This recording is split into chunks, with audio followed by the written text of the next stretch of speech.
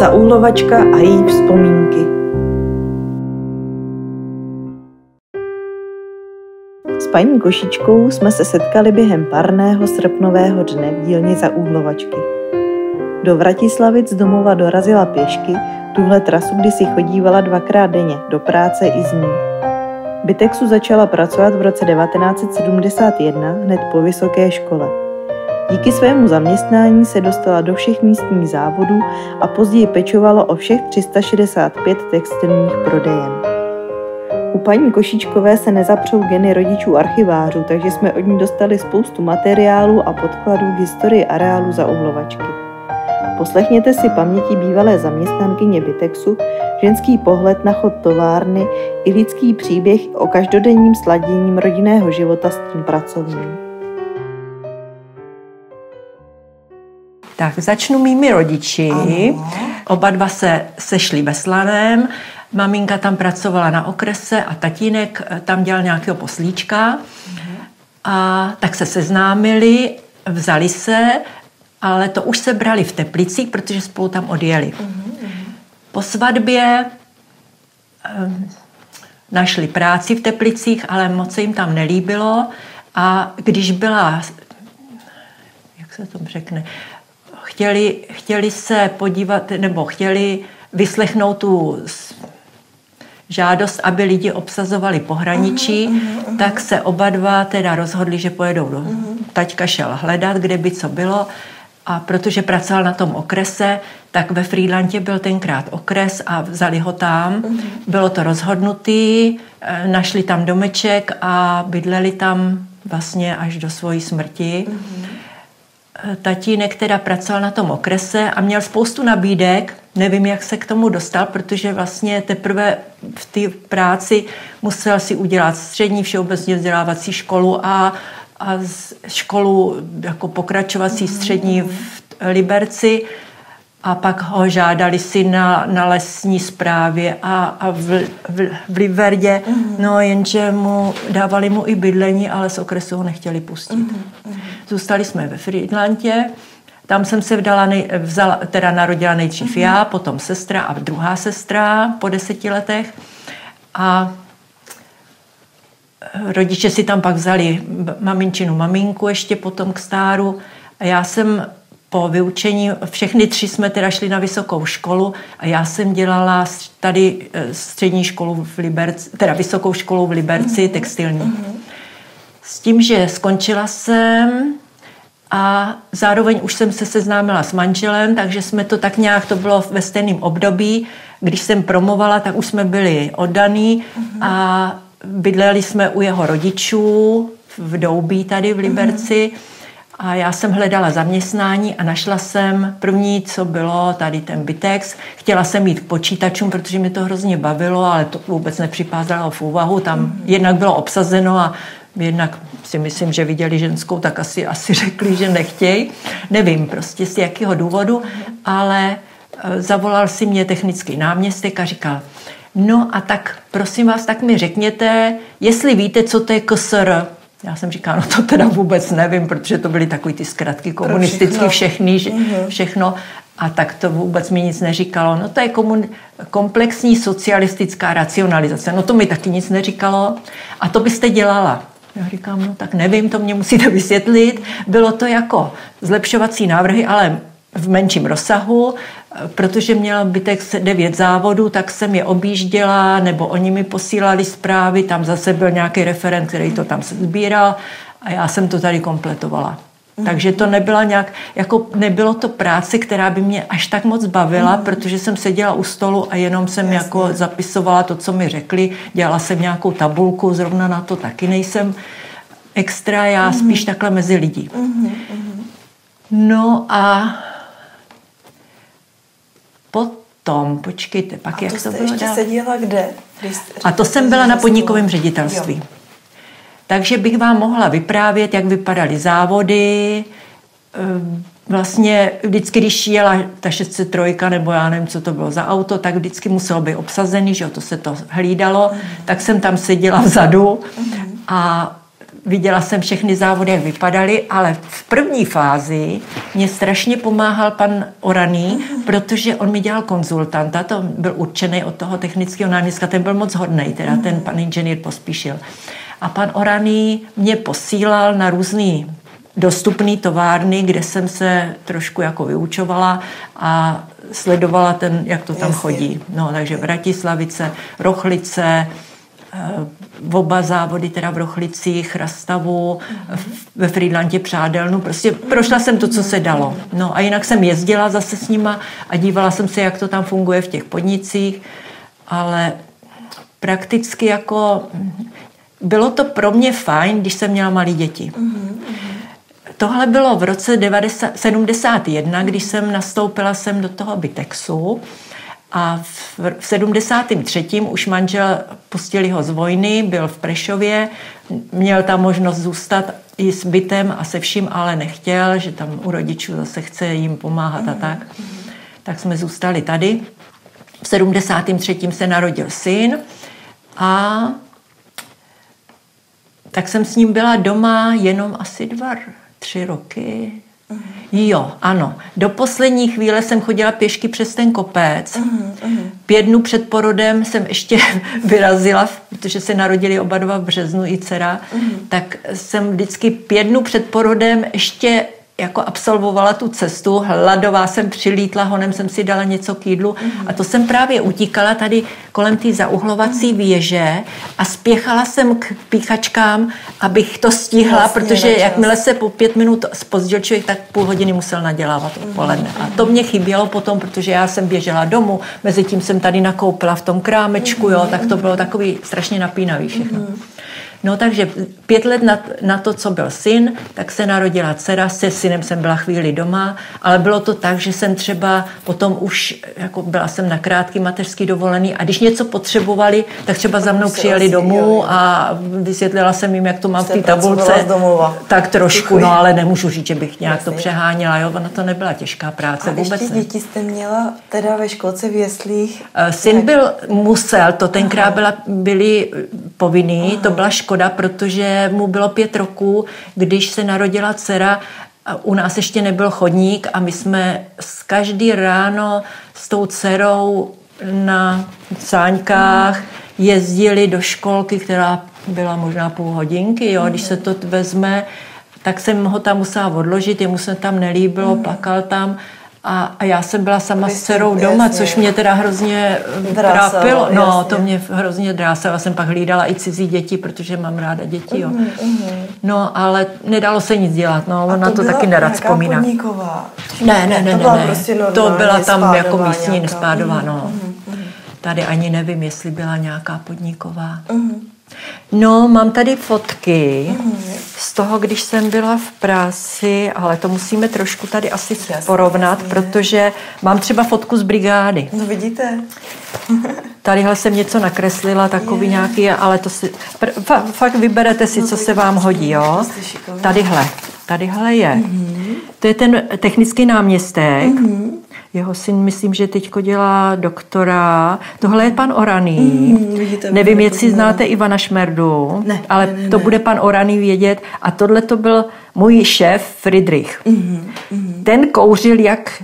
To bylo hrozný, ten taky, jo. Tyhle ty dva hrozně hulili a pak tam byl ještě jeden, Petr Mlenku, to byl můj spolužák a já v jiném stavu a oni hulili jak cikáni, jo, to bylo hrozný. A takhle vypadá ta brigáda.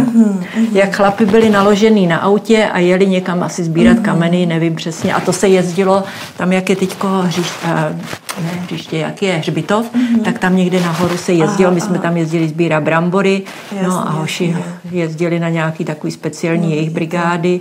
Takže nějaký, já jsem si moc nezapamatovala, jenom jsem tady napsala, že tam je černé vlasy, inženýr Prokop, to byl asi tenhle, a pak tady tohle, to je pan Lánský, to byl strašně hodnej pán. Super.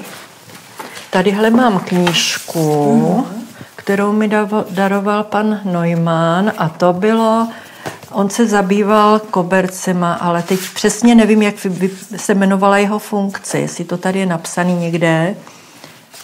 To se na to pak podíváte, jo? A jsou tady, jaký koberce se vyráběly, zajímal se hlavně o ručně vázaný, no, takže vidíte, to je jaká nádhera, jo? Takže tohle vás bude taky bavit asi. Tohle to je takový úvod. Dobře. To tady máme. Jo, ta komplexní socialistická racionalizace. To mě vysvětlili, no. Aha. A vy už jste potom pracovala vždycky na tomhle oddělení, nebo jste v rámci? No, tak já vám to povím, jak to bylo. Ale přesně tak jako datumově nevím. To nevadí. Když dceři bylo 3 roky nebo 4, tak už se to tady nějak tak jako nahýbalo. Nenahýbalo, ale pan Trávníček, který dělal jako, jak se to řekne,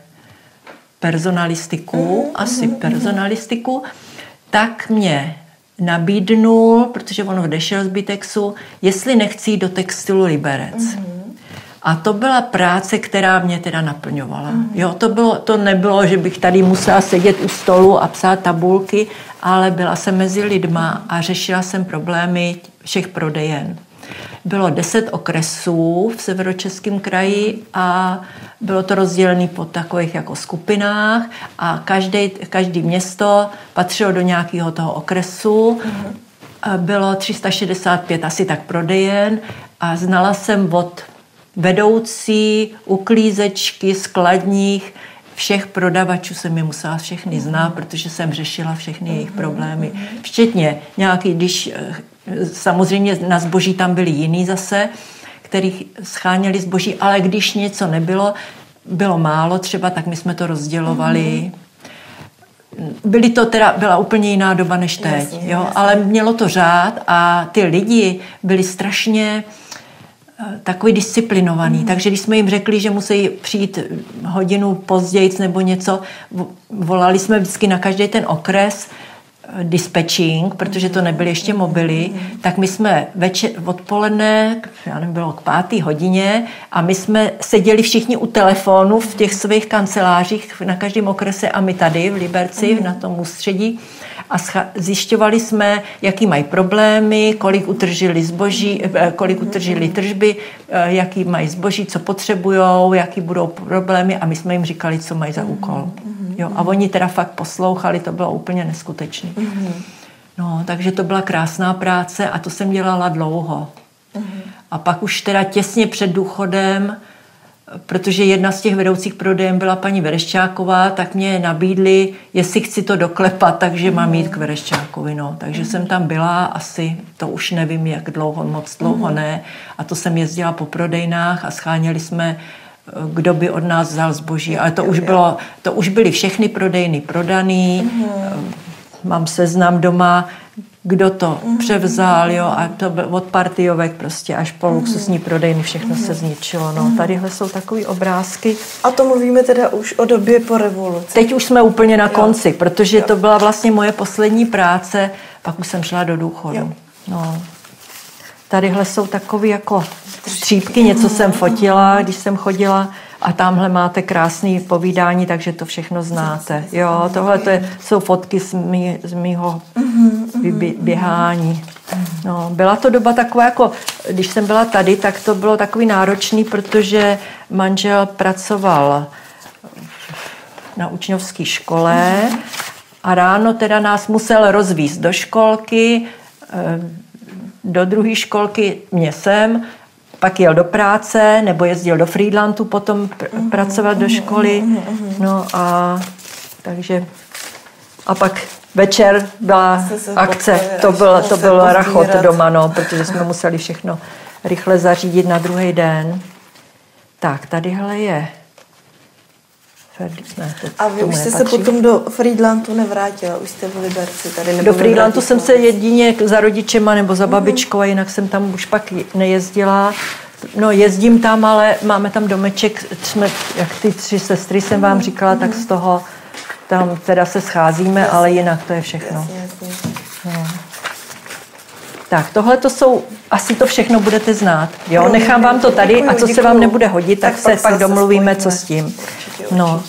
tohle to taky asi necháme u toho. A v zaúhlovačce přímo, nebo zaúhlovací vodárenský věži, jste tenkrát přímo třeba se byla podívat, nebo... Ne, v životě jsem nebyla vevnitř. No tak kdybyste chtěla, tak vás tam pak můžu vzít. No, já vám něco povím o ty zaúhlovací věži. Mám kamarádky a kamarády ve Francii, že jsem chodila na francouzštinu na Gimplu a pak na vysoké škole jsem ještě trošku jako dálkově, ale to jsem teda nezvládala všecko dohromady, protože jsem potřebovala za rodičema a to nešlo. Ale francouzsky jako jsme se domluvili. No a našla jsem, když nám Francouzi po revoluci posílali knížky, tak jsem tam našla nějaké adresy, na ty jsem napsala a oni mi odpověděli. A byli jsme vlastně s manželem a s dětma 4krát ve Francii, 2krát na jihu a 2krát v Bretani. No a když jsme byli, musím říct, že teda oboje na mě udělalo velikánský dojem, protože oni, to je právě to jako s tou zaúhlovací věží, oni si vážejí každý maličkosti, na rozdíl od nás. Jo. Tam ty domečky se nebourají, jako u nás se tady zbourali takový krásný stavby, ale dávají si na tom záležet, aby i ty uličky byly takový uzonk, že se nám sotva dalo projet. Když jsme koupili bagetu u jinýho, než co oni jsou zvyklí, tak Vendula, rychle mě strčil do auta a bagetu schovej. Jo, a to my musíme jezdit k tomu dle, teď na trh mě vzali a tam mi ukazovali, jak to chodí. No to prostě úplně jiný systém, než u nás. Tady si lidi tak moc neváže jeden druhýho a těch staveb vůbec ne. No a tak jsme v Bretani, právě jsem si teď na to vzpomněla, že jsme tam byli třeba v takovém starém mlýně, kde prakticky bych řekla, že mě to ani tak moc nedalo, že to bylo takový jako hezký mlýn, ale podívat se a zase jsme vyjeli. Ale oni vám tam prostě všechno tak strašně zachovávají. A vážejí si toho neskutečný. Jsou vesničky, kde třeba je vesnička, kde sam má keramika. No a teď ke každému můžete vlízt dovnitř a jestli tam chcete být půl hodiny nebo hodinu, to je jedno, nikdo vás nevyhodí. Druhá vesnička, kde jsou malíři. No, nádhera. Takže i děti koukali na to a říkali, tak to je rozdíl proti nám. Tady by nikdo nikoho k sobě nepustil a udělal si kolem sebe ohrádku, aby tam nebylo nic vidět. No. Ještě tady jste říkala, že tadyhle přímo v dílně byl dříve sklad. Tam byl nějaký sklad, ale já už přesně nevím čeho, protože to patřilo závodu 1. A myslím si, že ta paní se jmenovala Macounova, ale to možná bude vědět pan Oraný, on bude mít možná lepší paměť než já, i když je o hodně starší. Ale to byla taková paní bezvadná, jo, ta prostě neskazila žádnou legraci, přestože tady byla sama, tak se to tady scházelo a ona vždycky, jo, fajn, strašně bezvadná, no. To je a pak jsem ještě chodila jak je tady byl ten závodní klub, tak tam byl pan Veverka v té době, když jsem tady byla v Bitexu a chodila jsem tam na kurzy šití. No, takže to bylo taky bezvadný. No nevím, jestli tady dneska je kurz šití, ale... Děláme tady. Fakt jo? Pro děti. No tak to je bezvadný. A chceme pro dospělí, ale začali jsme u těch dětí. No a ještě když mluvíte teď o tom kroužku, o tomhletom kurzu, tak pořádal Bitex i tenkrát nějaký akce pro dospělí nebo pro děti zaměstnanců, nějaký tábory nebo něco takového? Jo, počkejte, něco bylo v Krkonoších, ale já už si nevzpomínám, jak se to tam jmenovalo, protože jsem tam nikdy nebyla. Ale vím, že tam měli nějaké chaty. Jo, něco bylo určitě. Takže nějaký takový akce volnočasový. Ale to bylo vyloženě teda jako na dovolený, no. Pamatuju si, kdy byla trhárna, kde byla, jak jezdila vlečka, jak zemřel inženýr Voleský, to bude taky si pamatovat pan Oraný, protože to byla hrozná bomba. Jednou někoho přejela ta vlečka, to už nevím přesně, jak se jmenoval ten člověk, ale prostě byly tady takovýhle jako chvíle, kdy to si člověk zapamatuje, no. A s panem Voleským se stalo co? To já asi neznám. Pan Voleský byl jednou na služební cestě v Brně a myslím, že tam, teď nevím, který z těch šéfů tam byl s ním. On to byl takovej strašně hodnej člověk a seděl, myslím, vzadu a čet noviny, když se jejich auto nabouralo a on se zabil. No. Ale s kým jel, to bude vědět asi pan Oraný, to nevím přesně. Tak to pak muselo rezonovat celým tady šílený, to bylo šílený, protože on měl, myslím, 3 děti, bydleli tam, jak je Zlatý lev, tak v tom baráku nad tím a nevím, jestli neměl dokonce 4 děti. Myslím, že manželka byla doktorka, no, to bylo hrozný. No a ten příběh s tou vlečkou. No a s tou vlečkou to jenom vždycky, když byl nějaký pracovní úraz, tak se to strašně probíralo, protože to se muselo i řešit. Jasně. Byl tady nějaký milice, myslím, že tady taky byly, ale kdo byl v těch milicích, to už taky nevím. Jo. Prostě to šlo mimo mě, protože já jsem si udělala svoje a rychle domů. Jasně. No. A to ale bylo teda, jako ten úraz byl ten, že tady pendlovala nějaká lokomotiva. Tady jezdil vláček, který vozil materiál, no, nebo zboží a někdo se tam napletl. Jo. Ono to jezdilo, myslím, až do trhárny. Tam byly koleje vedeny až dozadu, co teďko je Vereščák, tak tam byla trhárna a tam byly koupy těch hadrů a takové ty příze. No, a když šel takhle člověk areálem, jako jaký byste třeba měla pocit? Byl to hluk, nebo to byly jednotlivý jednotlivý pracoviště, měly zavřený dveře a venku nic slyšet nebylo? No, tak když jsem šla podél té vlečky, utíkala jsem třeba k té vrátnici, abych si honem odpíchla, tak hodně bylo slyšet ze závodu a to bylo před podnikovým ředitelstvím, taková ta budova velká, nevím, jestli tam něco se teďko děje se, ale tam teda byla přádelna a to byl rachot. No, to vyloženě se otřásaly stěny. A pak to bylo i slyšet, když se šlo kolem podle potoka, tak tam to bylo taky slyšet, jak to tam rámusilo. Ty lidi byli přihluchlí, kteří tam pracovali, no, u těch strojů. A oni teda nesměli se hnout, tam se pořád dělalo, protože jakmile ten stroj by se zadrhnul, tak by měli hnedka zase stražený semzdy. Aha. A tady teda podél vody vedla nějaká cestička, anebo jenom vyloženě jako tady skrz areál, jak jsme šli spolu dneska? Pak se muselo jedině obejít podnikové ředitelství a tudy, že jo, kolem toho obchůdku. A tady bych řekla, že tady odsaď se nedalo jít jedině kolem závodní jídelny. Jo, nic jiného ne. Já teda jako pořád mám v hlavě, že tady byla někde taková ulička, v ní bydlel takový malinkatý pán a ten mě vždycky zdravil a měl tam zahrádečku, ale opravdu takovou malinkatou. Ale kde ta ulička byla, to už nevím, protože už se sem nedostanu. No a když takhle na tu dobu vzpomínáte, toho zaměstnání, máte z toho jako hezký pocit na duši? No, řekla bych, že takhle. Když to srovnám všechno, tak bych řekla, že teda nejlepší byl ten Textil Liberec, protože tam to mělo teda super řád a věděla jsem, že jsem hodně platná. Jo?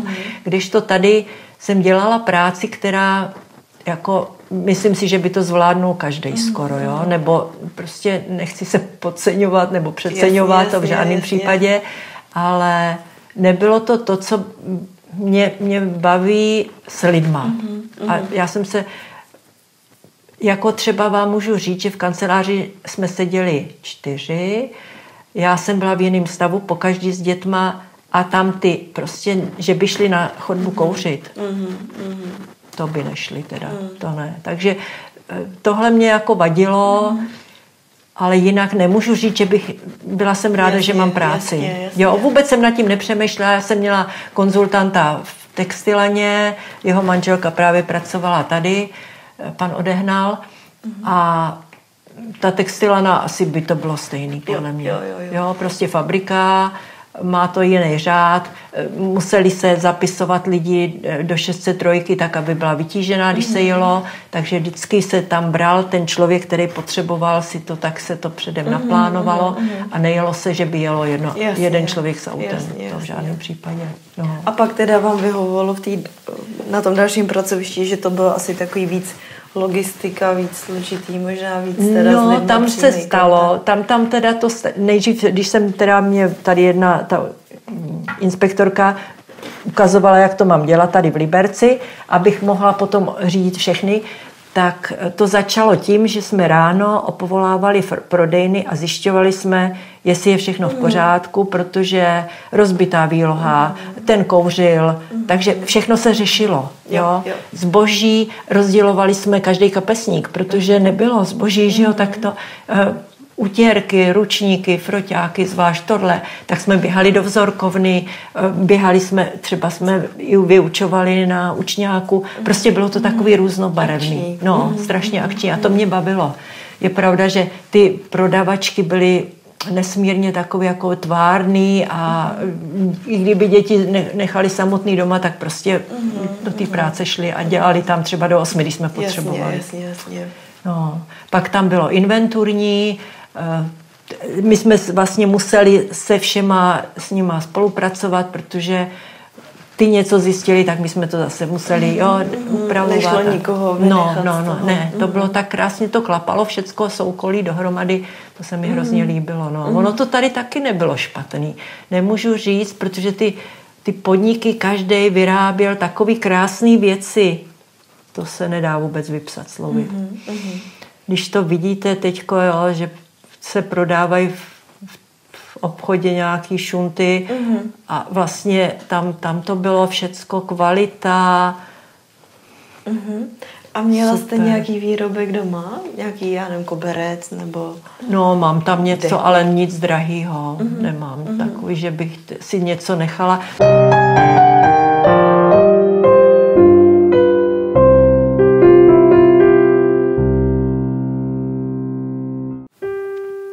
Slyšeli jste vyprávění pamětnice paní Venduly Košíčkové, která nás po nahrávání poprosila o kontakt na pamětníka pana Oraného, dnes 97letého. Tím započalo staronové přátelství dvou lidí, které spojují vzpomínky na hezké časy v areálu u Zaúhlovačky. Moc nás toto propojení těší. Děkujeme paní Vendule Košíčkové za možnost popovídat si i za osobní vzpomínky. Mimo jiné také za připomenutí toho, jak důležité je vážit si historických staveb i řemesel a jejich nositelů.